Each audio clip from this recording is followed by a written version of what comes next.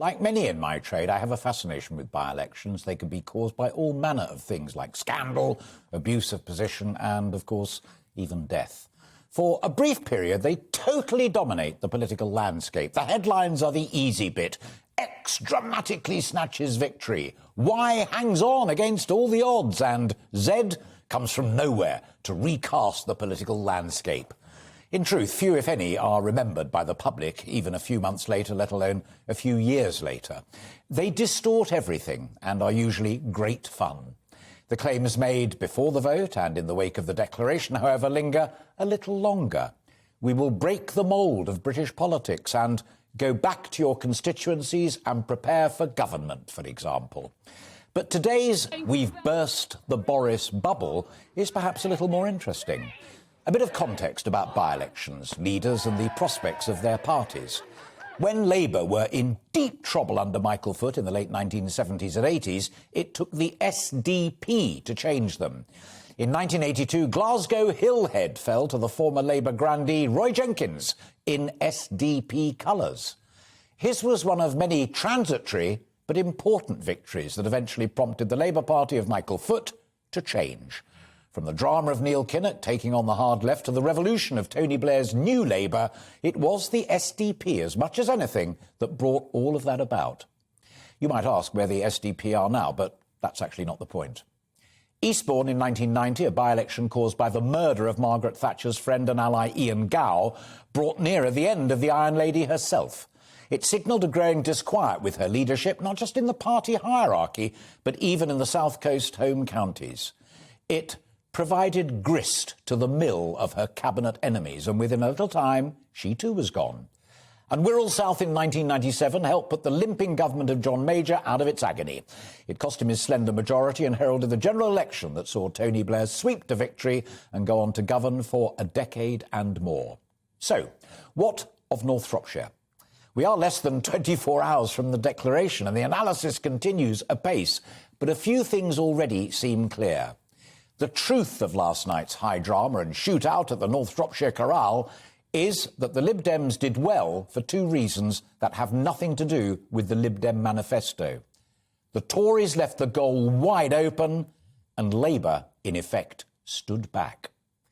The venom dripped on the Tories in a pretty low turnout was real, and Boris Johnson was personally the magnet for much of it. This was not a demand for a Liberal Democrat government, but a public kicking for Boris Johnson. That too is what Labour wanted. Second, last time out, they played it low-key, seeing the Lib Dems having a much better chance of delivering said kicking. And many unhappy Tories just stayed at home. What was surely on the ballot paper was the charge sheet against Boris Johnson. He'd stood by Owen Paterson, the man whose resignation had caused this by-election. Paterson had been found guilty of rule-breaking over lobbying, and the Prime Minister stood by him. Many, including Tories, simply didn't like that and let Johnson know on the floor of the House of Commons and in the lobbies. It added to a general air of cronyism and favours for friends. Parties, gatherings and all the rest of it from last Christmas have also dragged him down. That they happened appalls many. That they were denied appalls them even more. Simply none of it looks good, and ordinary folk voted accordingly.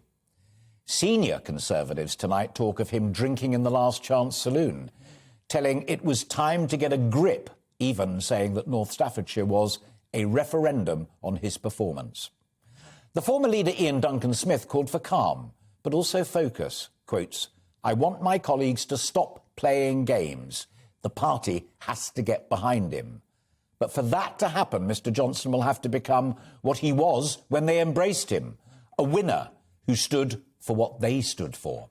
Remember, Boris Johnson was elected in 2019 with a huge majority to get Brexit done, not to raise taxes and to control public spending.